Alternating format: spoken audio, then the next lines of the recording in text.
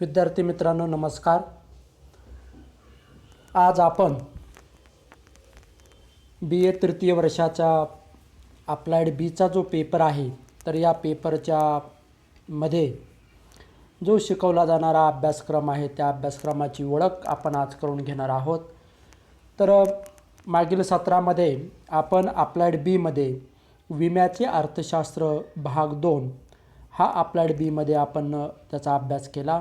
तर या सत्रामध्ये तुम्हाला आता जो अभ्यास करायचा आहे तो आहे इंटरनॅशनल इकॉनॉमिक्स 2 आंतरराष्ट्रीय अर्थशास्त्र भाग 2 याचा अभ्यास आपल्याला या सत्रामध्ये करायचा आहे।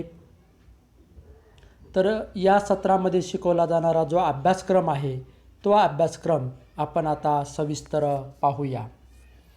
आता यामध्ये अभ्यासक्रम जो आहे तर तो अभ्यासक्रम आपल्याला करायचा आहे तो अप्लाइड बी मध्ये आहे। पेपरचं नाव आहे आंतरराष्ट्रीय अर्थशास्त्र आणि यामध्ये पहिलं चॅप्टर जे आहे पहिलं युनिट जे आहे तर पहिलं युनिट हे आहे की India's foreign trade 1.1 role of foreign trade 1.2 trends in export and import in India, recent exim policy 1.3 composition and direction of India's foreign trade 1.4 exports promotion measures the role of foreign direct investment ज्याला आपण FDI असं म्हणतो and foreign institutional investment FII। तर आता मराठीमध्ये हाच जो unit आहे तर या युनिटचा आपण मराठीमध्ये अनुवाद जो अर्थ आहे तो अर्थ पाहूया।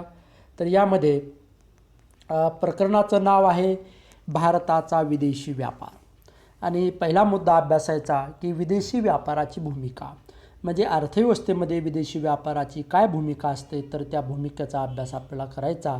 आणि आपण म्हणतो की विदेशी व्यापार जे आहे तर विदेशी व्यापार हे कोणत्याही अर्थव्यवस्थेचं इंजिन असतं आणि मग कोणत्याही भारतासारखं राष्ट्र असेल किंवा अनेक इतर राष्ट्र असतील तर कोणत्याही देशाच्या आर्थिक विकासासाठी जो विदेशी व्यापार आहे परकीय व्यापार आहे तर हा परकीय व्यापार अत्यंत महत्त्वाचा असतो आणि त्या अनुषंगाने आपल्याला त्याची भूमिका ही काय आहे तर ती भूमिका आपल्याला अभ्यासायची आहे। म्हणजे पहिला मुद्दा आपला झाला की विदेशी व्यापाराची भूमिका। नंतर दुसरा मुद्दा आहे यामध्ये अभ्यासाला भारतातील आयात निर्यात मधील प्रवृत्ती म्हणजे भारताची जी काही भारतामधून आयात आणि निर्यात केली जाते तर त्या आयात निर्यातीची प्रवृत्ती कशी आहे तर मग त्यामध्ये वाढ झाली की घट झाली, आयातीमध्ये वाढ झाली घट झाली, निर्यातीमध्ये वाढ झाली घट झाली तर त्या अनुषंगाने आपल्याला त्याची प्रवृत्ती ज्याला आपण ट्रेंड म्हणतो तर तो ट्रेंड आपल्याला त्यामध्ये अभ्यासायचा। आणि नंतरचा एक मुद्दा आहे की भारताचे अलीकडील आयात निर्यात धोरण आपल्याला भारताचे जे काही वेगवेगळ्या ज्याला आपण 5 पंचवार्षिक असेल 5 वर्षाला असेल 10 वर्षाला असेल तर भारत सरकारने जे वेगवेगळे आयात निर्याती संदर्भात जे धोरणं राबवली तर त्या आयात निर्यात धोरणाचा अभ्यास आपल्याला करायचा आहे। परंतु त्यामध्ये रिसंट अलीकडील जे काही आयात निर्यात धोरण असेल त्या धोरणाचा अभ्यास आपल्याला यामध्ये करायचा आहे। त्यानंतर तिसरा मुद्दा आहे की भारताच्या विदेशी व्यापाराची संरचना आणि दिशा ज्याला आपण कंपोजिशन अँड डायरेक्शन असं म्हणतो तर या कंपोजिशन आणि डायरेक्शनचा अभ्यास आपल्याला यामध्ये करायचा आहे। म्हणजे भारताचा विदेशी व्यापार जो आहे तर त्या विदेशी व्यापाराची संरचना म्हणजे त्यामध्ये मग कोणत्या आयात असेल तर आयातीमध्ये आपण कोणत्या वस्तू आयात करतो, निर्यात असेल तर आपल्या देशातून कोणकोणत्या वस्तू आपण इतर राष्ट्रांना पाठवतो तर याची संरचना कशी आहे नेमकी, मग कोणत्या वस्तू आहेत, कृषी वस्तू किती आहेत, व्यापार ज्याला आपण भांडवली वस्तू किती आहेत, त्यानंतर IT क्षेत्रामधील वस्तू किती आहेत तर यांची एकंदरीत आपल्याला संरचना कशी आहे विदेशी व्यापारामधली संरचना तर त्या संरचनेचा अभ्यास आपल्याला त्यामध्ये करायचा। आणि दुसरं आहे की त्याच्याच अनुषंगानं दिशा की भारताचा विदेशी व्यापार आहे त्याची दिशा कशी आहे, आपण कोणकोणत्या राष्ट्रासोबत व्यापार करतो, मग अमेरिकन युरोपीय राष्ट्र असतील, अमेरिका खंडामधील राष्ट्र असतील, किंवा आपल्या शेजारी जे आपण सार्क संघटना म्हणतो त्या सार्क संघटना असेल, तर आपला नेमकी आयात आणि निर्यात या दोन्हीची दिशा कशी आहे, आपण कोणकोणत्या राष्ट्रासोबत व्यापार करतो, तर त्या अनुषंगाने आपल्याला दिशा त्यामध्ये अभ्यासायची आहे. आणि चौथा मुद्दा पहिल्या चॅप्टरमधला जो आहे तो आहे निर्यात प्रोत्साहन साधने.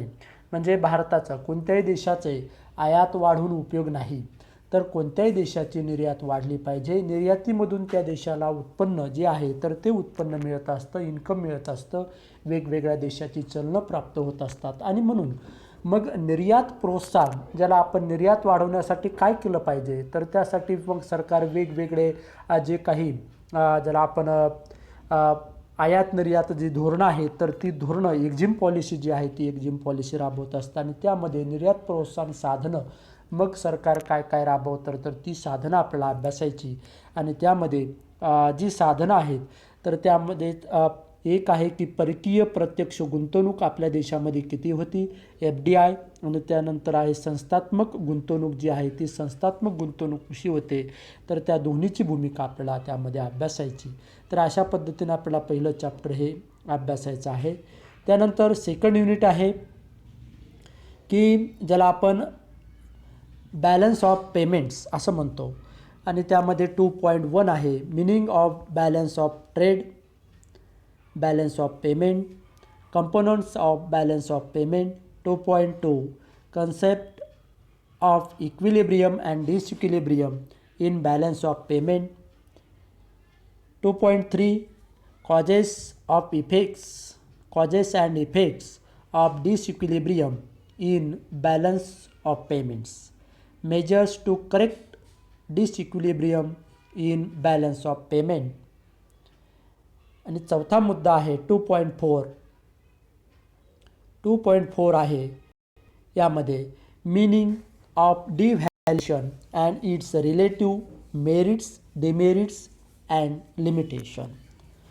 तर आता मराठीमध्ये जो याचा अर्थ होतो की प्रकरण दुसरं जे आहे तर प्रकरण दुसऱ्यामध्ये आपल्याला व्यवहार शेष या नावाचं प्रकरण आहे.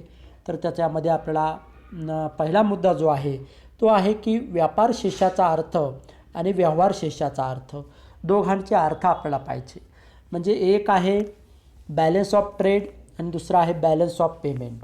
तर बॅलन्स ऑफ ट्रेडचा अर्थ काय होतो, कसा आहे, काय आहे, आणि बॅलन्स ऑफ पेमेंट याचा अर्थ काय आहे, तर दोन्हीचे अर्थ पाहिजे. त्यानंतर आहे की व्यवहार शेषाचे घटक. मग व्यवहार शेषाचे घटक जे आहेत तर व्यवहार शेषाचे घटक आपल्याला त्यामध्ये अभ्यासायचे. आणि मग व्यवहार शेष जो आहे तर व्यवहार शेषाचे मग वेगवेगळे घटक आहेत. त्यामध्ये चालू खाते असेल, भांडवली खाते असेल, सरकारी शोधन खाते आहे, त्यानंतर चूकभूल खाते आहे. तर अशी वेगवेगळी खाती ज्याला आपण व्यवहार शेषाचे घटक म्हणतो, तर ते व्यवहार शेषाचे घटक आपल्याला त्यामध्ये अभ्यासायचे आहेत. आणि मग यानंतरचा मुद्दा जो आहे तो आहे व्यवहार शेषातील संतुलन व असंतुलन या दोन्ही संकल्पना आपल्याला अभ्यासायच्या. की व्यवहार शेषातील संतुलन आणि असंतुलन कधी असतं, व्यवहार शेषामध्ये संतुलन आणि असंतुलन कधी निर्माण होतं, तर त्या संदर्भाचा अभ्यास आपल्याला यामध्ये करायचा आहे. आणि दोन्ही व्यवहार शेष हा कोणत्याही देशाचा व्यवहार शेष जो आहे तर तो व्यवहार शेष हा महत्त्वाचा असतो. आणि व्यवहार शेष जो आहे तर व्यवहार शेषामध्ये काय असतं की कोणत्याही देशाचा ज्याला आपण बॅलन्स ऑफ पेमेंट म्हणतो, तर एखाद्या देशाचा आंतरराष्ट्रीय ताळेबंद हा त्या देशाच्या नागरिकांचा इतर देशातील नागरिकांशी होणाऱ्या आंतरराष्ट्रीय आर्थिक व्यवहाराची पद्धतशीर नोंद घेणारा ताळेबंद असतो. आणि त्यालाच आपण बॅलन्स ऑफ पेमेंट BOP असं म्हणतो. तर या बॅलन्स ऑफ पेमेंटचा अभ्यास आपल्याला यामध्ये करायचा आहे. आणि त्यामधील संतुलन, डिसइक्विलिब्रियम आणि इक्विलिब्रियम हे कधी निर्माण होतं, तर त्याचा अभ्यास आपल्याला त्यामध्ये करायचा आहे. 2.3 आहे की व्यवहार शेषामध्ये जे असमतोल निर्माण होतो, तर त्या असमतोलाची कारणं काय आहेत, त्याच्या कारणांचा अभ्यास आपल्याला करायचा आहे. आणि त्यामध्येच परिणाम, त्याचे परिणाम काय होतात, तर ते सुद्धा आपल्याला अभ्यासायचं आहे. आणि त्यानंतर एक मुद्दा आहे यामध्ये की यामध्ये एक मुद्दा आपल्याला अभ्यासायचा तो आहे व्यवहार शेषातील असमतोल दूर करण्याची साधनं कोणकोणती आहेत, त्याचे कोणकोणते साधनं आहेत तर त्या साधनांचा अभ्यास आपल्याला करायचा आहे. आणि नंतर एक मुद्दा आहे की ज्याला आपण अवमूल्यन असं म्हणतो, डिव्हॅल्युएशन. तर डिव्हॅल्युएशनचा अभ्यास करायचा की डिव्हॅल्युएशन जे आहे तर ते डिव्हॅल्युएशनसुद्धा या बॅलन्स ऑफ पेमेंटच्या अनुषंगानं आपल्याला अभ्यासायचं. आता डिव्हॅल्युएशन जे आहे तर डिव्हॅल्युएशन म्हणजे काय की देशी चलनाचे विदेशी मूल्य जेव्हा जाणीवपूर्वक कमी करण्यात येते तेव्हा त्या चलनाचे अवमूल्यन असे म्हटले जाते.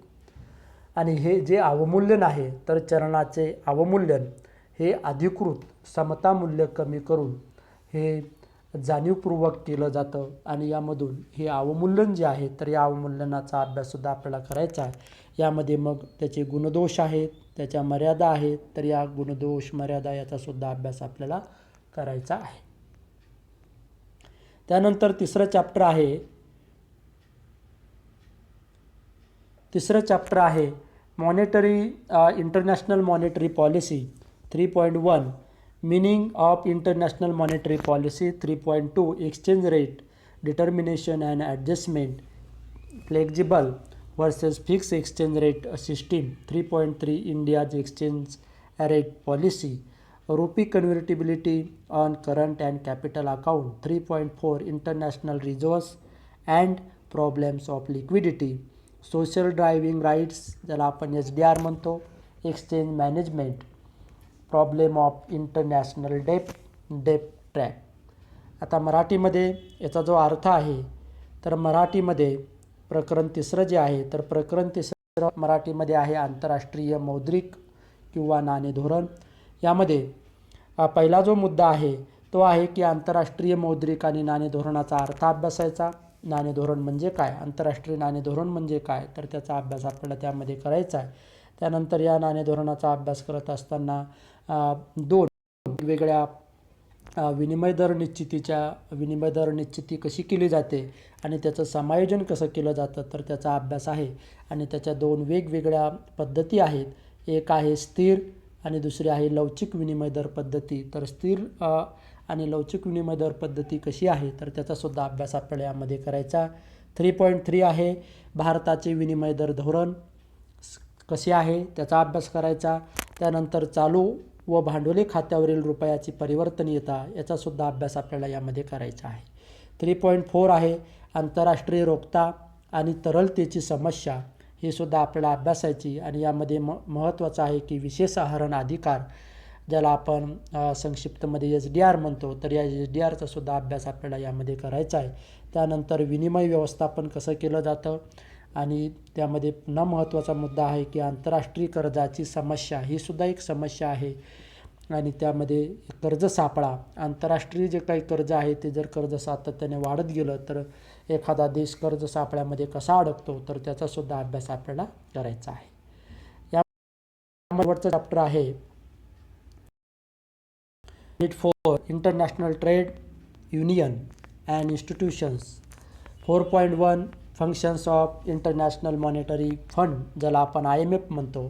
4.2 function of world bank sectors of the Indian economy. 4.3 functions of WTO and it's impact on the different economy.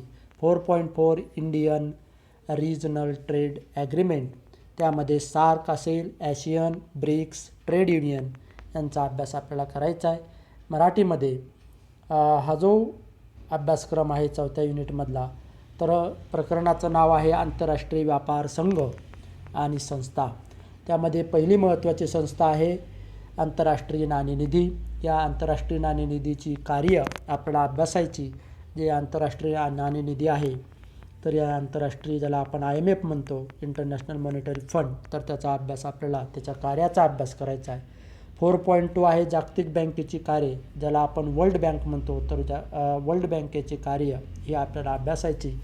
आणि या वर्ल्ड बँकेचा भारतीय अर्थव्यवस्थेची जी वेगवेगळी क्षेत्र आहे तर त्याच्यावर काय परिणाम होतो, जागतिक बँक भारतीय अर्थव्यवस्थेसाठी कशी अनुकूल आणि प्रतिकूल दोन्ही बाजूने आपल्याला अभ्यास करायचा आहे.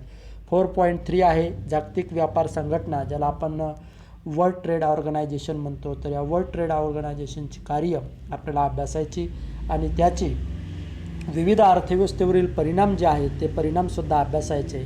मग विकसनशील असेल, विकसित असेल किंवा अल्पविकसित असेल, तर या प्रत्येक देशाच्या अर्थव्यवस्थेवर याचा परिणाम कसा होतो तर त्याचा अभ्यास आपल्याला करायचा आहे. 4.4 आहे भारतीय प्रादेशिक व्यापार करार. भारतीय प्रादेशिक व्यापार करार जे आहेत त्यामध्ये मग वेगवेगळ्या आपल्याला संघटना अभ्यासायच्या. त्यामध्ये एक आहे सार्क, त्यानंतर ॲशियन, ब्रिक्स आणि व्यापार संघ. तर याचा अभ्यास आपल्याला यामध्ये करायचा आहे. तर अशा पद्धतीने आपल्याला या पूर्ण अप्लाइड बीमध्ये हा इंटरनॅशनल इकॉनॉमिक्स पार्ट 2 तर याचा अभ्यास आपल्याला करायचा आहे. आता आपण नवीन यावर्षी विद्यार्थ्यासाठी काही महत्त्वपूर्ण लिंक या अभ्यासक्रमामध्ये देत आहोत. तुम्ही हे नंतर आपले जे क्लासरूम आहे त्या क्लासरूमवरून हे डाउनलोड करू शकता. आता यामध्ये तुम्हाला सोय अशी केलेली आहे की तुम्हाला प्रत्यक्ष त्या लिंकवर जाऊन आपल्याला तुम्हाला काय आहे की त्यामध्ये त्या लिंकचा वापर करून तुम्हाला गुगल क्लासरूम असेल किंवा स्लॅब तर त्याचा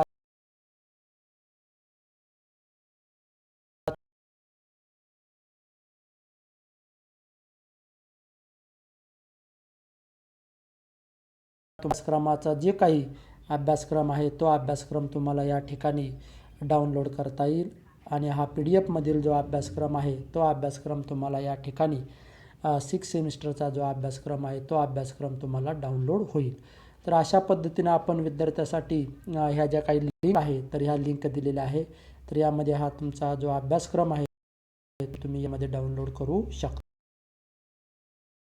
हे क्लासरूम त्याचे जे काही अक्षर आहे तर त्यावर तुम्ही क्लिक केलं की तुम्ही आपोआप त्या क्लासरूमला सुद्धा जॉईन होऊ शकता. आणि ह्या क्लासरूमला तुम्ही नक्की जॉईन व्हा, कारण या क्लासरूमवर आपण सर्व जे शैक्षणिक मटेरियल आहे, साहित्य आहे, ते साहित्य तुम्हाला या ठिकाणी आपण टाकणार आहोत. म्हणून या क्लासरूमला आपण सर्वांनी जॉईन व्हायचं आहे. तर या पद्धतीनं ही क्लासरूमसुद्धा तुम्हाला जॉईन करता येईल. आणि शेवटी आहे की आपण हे जे सर्व व्हिडिओ लेक्चर बनवतो लेक्चर मी जे काही यूट्यूब चॅनल आहे DE ज्याला आपण डिजिटल एज्युकेशन म्हणतो तर DE लर्निंग या नावाचा यूट्यूब चॅनल आहे. त्या यूट्यूब चॅनलला तुम्ही सबस्क्राईब करा आणि त्यामुळे तुम्हाला व्हिडिओ चॅनलवर टाकला कीच तुम्हाला त्याचं नोटिफिकेशन प्राप्त होईल. आणि इथं मी त्याची लिंक पण दिलेली आहे DE लर्निंग. हे तुम्ही निळ्या अक्षरात त्याच्यावर क्लिक केलं की तुम्हाला त्या यूट्यूब चॅनलवर तुम्हाला ते घेऊन जाईल. आणि मग हे जे यूट्यूब चॅनल आहे तर हे यूट्यूब चॅनल मी पूर्णतः विद्यार्थ्यासाठीच बनवलेलं आहे.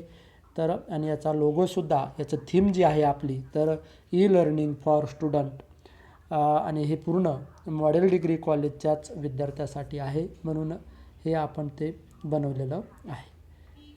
तर अशा पद्धतीनं तुम्ही या सर्व लिंकचा वापर करून तुमचा अभ्यासक्रम जो आहे तो अभ्यासक्रम अधिक सुसह्य करू शकता.